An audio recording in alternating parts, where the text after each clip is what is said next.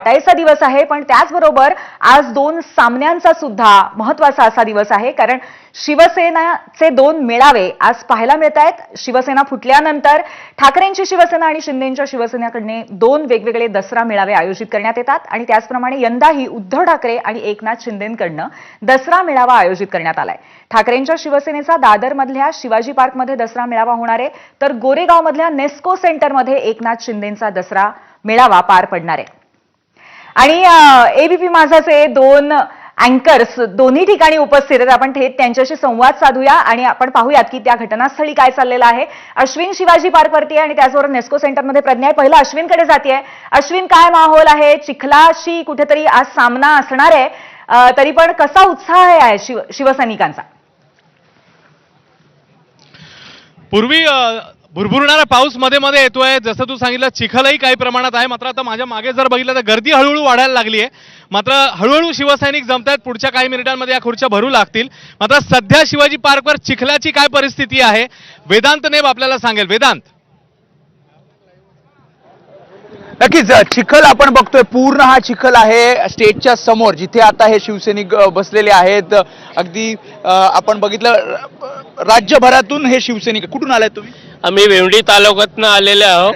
चिखलातून वाट काढत इथपर्यंत आलेलं आहे. बघा चिखल, यायचंच आहे. दसरा मेळाव्याचं भाषण ऐकायचंच आहे. साहेबांचे विचार ऐकायचंच आहे प्रत्येकाला. 100% साहेबांच्या प्रत्येकाला विचार ऐकायचंय.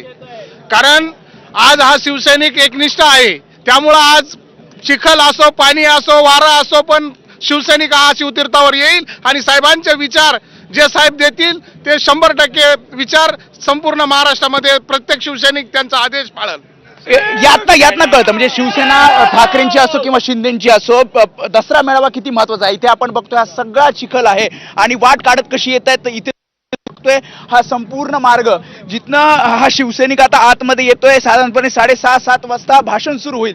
मात्र कशा पद्धतीने आपल्या खुर्च्यांवर आसनस्थ होण्यासाठी या चिखलातनं वाट काढत शिवसैनिक येतोय. प्रयत्न केला गेला इथल्या स्थानिक शिवसैनिकांकडनं की हा चिखल कसा कमी करता येईल किंवा हे पाण्याचा निचरा कसा करता येईल. मात्र अजूनही चिखलातनं या सगळ्या भिजलेल्या खुर्च्यात वर बसून शिवसैनिक मार्ग काढतोय. आपण हा सगळा भाग दाखवतोय. खरं तर महिलांचं सेक्शन सुद्धा पुढे आहे, जिथे सगळ्या महिला कार्यकर्त्या बसतील आणि इथनं म्हणजे समोर सुद्धा आपण बघतोय की हा संपूर्ण परिसर म्हणजे दोन्ही बाजूनी, स्टेजच्या दोन्ही बाजूनी हा चिखल आहे. मात्र चिखलाची पर्वा न करता, पावसाची पर्वा न करता हा शिवसैनिक शिवतीर्थावर पोहोचायला सुरुवात झालेली आहे. इथे सुद्धा आपण बघतोय खुर्च्या मागे घेण्यात आलेल्या आहेत आणि यातनं हा शिवसैनिक आता या शिवाजी पार्क मैदानावर येतोय. आपण काही जणांशी संवाद साधण्याचा प्रयत्न करूया. आपण सुद्धा या चिखलातनं वाट काढत शिवसैनिकांपर्यंत पोहोचूया. खरं तर पाणी साचलेलं आहे. यातनं कुठून आलायत तुम्ही? मी सातारा जिल्हा मान तालुक्यामधून, दुष्काळी भागातून मी कट्टर शिवसैनिक साहेबांचा म्हणून या ठिकाणी आलो. पाण्यात चिखलात आम्ही कुठेही बसू, आमच्या साहेबांसाठी कुठेही इथं या ठिकाणी बसू आम्ही. आणि गेली 20 वर्ष आम्ही या दसरा मेळाव्याला साहेबांचे विचार ऐकण्यासाठी येत होतो अगोदर. आणि साहेबांचा आम्हाला यावेळेस पाऊस होता, चिखल होता, अतिवृष्टी आहे. तुम्ही कुठून आलाय? मी दादासोपारा.